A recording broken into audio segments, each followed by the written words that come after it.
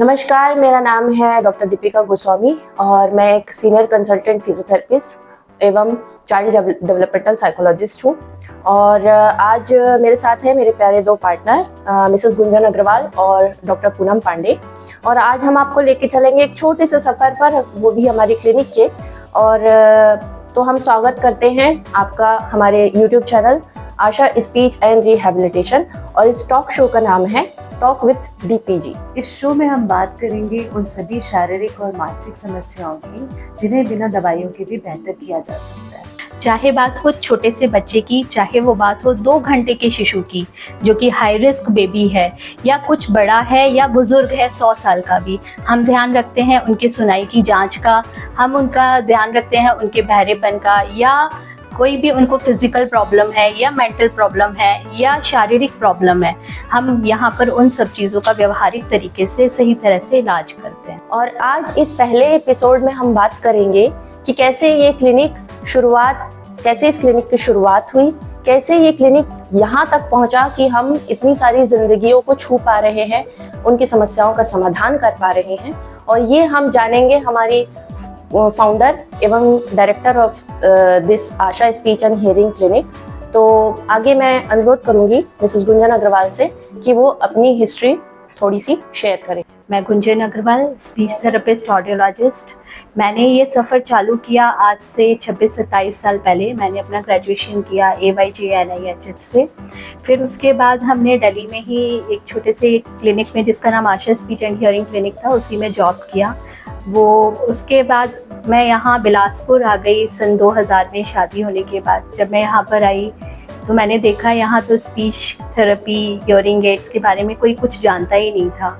मैंने यहाँ बड़े बड़े ENTs एंड पीडियाट्रिशियन से मुलाकात की। जब मैं मिली उन लोगों से, उन्होंने मेरा बहुत ही वार्म वेलकम किया। वहाँ से हमारी शुरुआत हुई। डे 1 से ही मेरे पास कुछ केसेस आने चालू हो गए। हमने यहाँ पे अवेयरनेस बढ़ाना चालू किया, लोगों का हियरिंग चेकअप चालू किया। पहले लोगों को लगता था कि ज़्यादा लॉस है तो पावरफुल मशीन दे दें, कम लॉस है तो हल्की मशीन दे दें, मगर होता इसका उलट है। हियरिंग एड्स जो होते हैं वो नुकसान के हिसाब से दिए जाते हैं। शुरू में बहुत प्रॉब्लम्स हैं, ये लोग समझते नहीं थे, लोगों को समझाना बहुत दिक्कत था। उन्हें लगता ही नहीं था कि जो एक बार बच्चा पैदा हो गया और अगर वो बहरा है वो ठीक भी हो सकता है, ये समझाना बहुत ही दिक्कत था। लेकिन शुरुआत में हमने काम किया, धीरे धीरे कुछ लोग मिले, कुछ जागरूक मिले, डॉक्टर्स ने समझाया। उसमें यहाँ के लीडिंग डॉक्टर जोशी हैं, पाठक हैं, सिहारे सर हैं, इन लोगों ने हमारी बहुत ही मदद की। और उनके और भी सारे ही डॉक्टर्स हैं, डॉक्टर देवरस, अशोक मेहता, जो उस समय लीडिंग प्रैक्टिशनर्स थे, उन लोगों ने लोगों को समझाया। हमने बहुत सारे कैंप्स किए, धीरे धीरे लोगों में अवेयरनेस बढ़ाई, निःशुल्क कैंप किए। हमारे समाज ने बहुत हमें मदद किया। कुछ बच्चे जब ठीक होने लगे वो देखकर हम लोगों की अवेयरनेस बढ़ती चली गई। फिर इस सफ़र में हमें डॉक्टर दीपिका मिली। डॉक्टर दीपिका ने हमारे यहाँ ऑक्यूपेशनल थेरेपी, फिजियोथेरेपी का डिपार्टमेंट संभाला।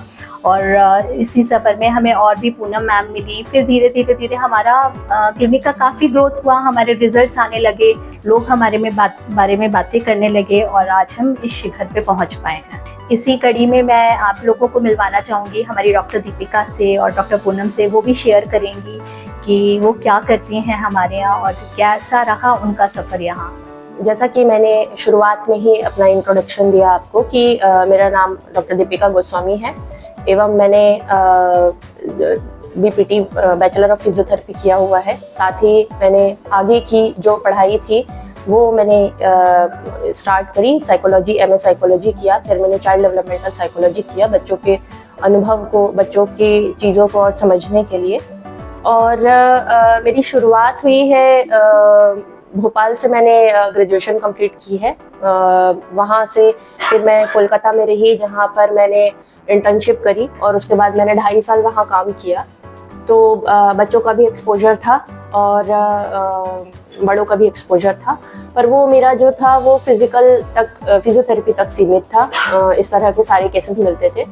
जब मैं बिलासपुर आई तो मुझे यहाँ बड़ों के केसेस मिल रहे थे। फिर अचानक कुछ ऐसा हुआ कि मुझे बच्चों की संस्था में काम करने का मौका मिला और मैंने वहाँ जो लीडिंग जो सीनियर ऑक्यूपेशनल थेरेपिस्ट थी उनसे मैंने उनके अंडर में मैंने काम किया। लगभग 2-2.5 साल काम करने के बाद मुझे समझ में आया कि जो बच्चों की इस तरह की प्रॉब्लम्स हैं वो किस कदर बढ़ती जा रही हैं और उनको किस तरह से हैंडल किया जा सकता है।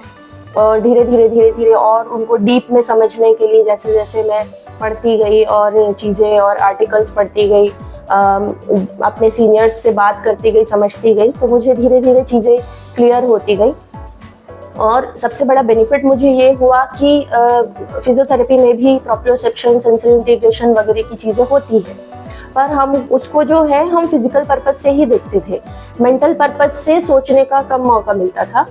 तो जब ये चीज़ें ऑक्यूपेशनल थेरेपी में भी हम जानने का मुझे मौका मिला कि ये चीज़ें हम कर सकते हैं, तब मुझे समझ में आया कि ये ब्रेन पे किस तरह से काम कर रही है। प्रोप्रियोसेप्शन और सेंसरी इंटीग्रेशन कितना इम्प्रूवमेंट लाता है बच्चों में, बच्चों को काम करने में कितना हेल्प करता है।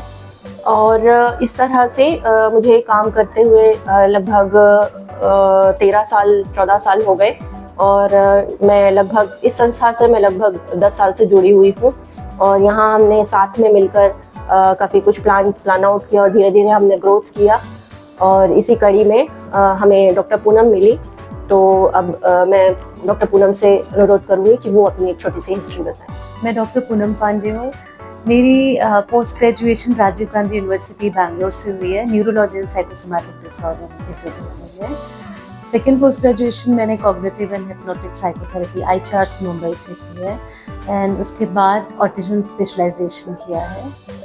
यहाँ पे आने से पहले मैं साउथ अफ्रीका में थी, जहाँ पे मैं एक कम्युनिटी सर्विस प्रैक्टिशनर के पोस्ट पे पोस्टेड थी इन द टाउन जिसका नाम मंडरबर्ग है। वहाँ पे जब गवर्नमेंट सर्विसेज में हम काम करते हैं बाहर के देशों में, तो हमें अगर हम लंबे समय तक छुट्टियाँ ना लें तो एक 6 मंथ की बड़ी हॉलीडे दी जाती है। उस छुट्टी पे मैं यहाँ पर बिलासपुर आई हुई थी। यहाँ आने के बाद मैं अपनी ओल्ड फ्रेंड थी गुंजन मैम मेरी, तो उनसे मिलने के लिए यहाँ आई हुई थी। यहाँ जब आके मैंने इनका सेटअप और सेंटर देखा तब मुझे पता चला कि यहाँ पे कितने बुरे तरीके से बच्चों को फ़ोन ने, स्क्रीन ने और एनवायरनमेंट ने डैमेज किया हुआ है। बहुत सारे बच्चे थे जो ऑटिस्टिक थे और बहुत सारे बच्चे थे ADHD थे, कॉग्निटिव डिले वाले बच्चे थे, स्पीच डिले वाले बच्चे थे। यहाँ फिर देख के इतने सारे बच्चों को कहीं ना कहीं से मुझे ऐसा लगा कि अपने देश के बच्चों को सर्व करना एक अच्छा ऑप्शन है। जब आपने ये चीज़ प्रैक्टिस की है और जब आप बाहर यही चीज़ कर रहे हैं तो वापस कभी ना कभी आपको आना ही है, तो बेहतर होगा कि एक ऐसे प्लेटफॉर्म से स्टार्ट करें जहाँ बच्चों को इतनी ब्यूटीफुली, इतने अच्छे तरीके से एक एक बच्चों पे इंडिविजुअली ध्यान दिया जाए। यहाँ मैंने बिगनिंग में भी डिसीजन मेरा नहीं था कि मैं यहाँ पर प्रॉपरली सेटल हो जाऊँ, बट जिस तरह से ये क्लिनिक हर एक बच्चों पे अपनी पूरी एनर्जी लगाता है, टीचर्स, ट्रेनर्स सब इतना अपना इनपुट देते हैं, और जब बच्चों के रिजल्ट्स मैंने देखे यहाँ पे, that make me to stay और यहाँ पे काम करने के लिए उसने मुझे बहुत ज़्यादा इंस्पायर किया। आज भी मैं इसी इंस्टीट्यूट में, आशा स्पीच एंड हियरिंग क्लिनिक में अब मुझे 2 साल होने को आ गए और अपना बेस्ट, अपना 100% हम देते हैं। मैं यहाँ पे as a behaviour therapist cognitive development की क्लासेस देती हूँ बच्चों की। यहाँ पे हमारे ट्रेनर्स हैं, हम बच्चों को बेसिकली मेंटल डेवलपमेंट उस फील्ड पे ट्रेन करते हैं। और जब किसी बच्चे में बिहेवियर इशू देखे जाते हैं, बहुत सारे बच्चों में आजकल फ़ोन की वजह से वर्चुअल ऑटिज्म नाम की चीज़ें देखी जाती हैं जो कि एब्सोल्युटली रिवर्सिबल है। उन सारे बच्चों को एक मेंटल ट्रेनिंग के द्वारा हम उसे उन्हें सारे बच्चों को वापस ट्रैक पे ला सकते हैं, जो हमारा काम है यहाँ पे। तो ये मेरी जर्नी थी जो आज हमें इस दिन तक लेकर आई। तो ये थी आशा स्पीच एंड हियरिंग क्लिनिक की एक छोटी सी हिस्ट्री। ये हम आप सबके साथ शेयर करना चाहते थे, क्योंकि आपके नॉलेज में भी होना चाहिए कि हमें कितना एक्सपीरियंस है और कितनी जानकारी है इन सब चीज़ों की।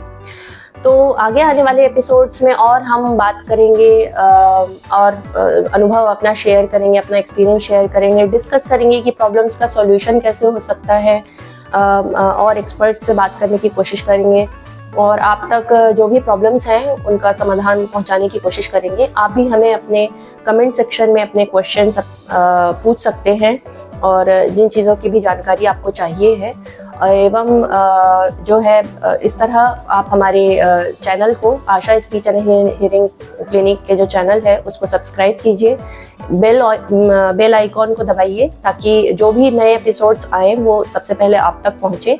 और याद रखिए, आशा स्पीच एंड हियरिंग क्लिनिक हमेशा आपसे कहता है, please keep believing in us.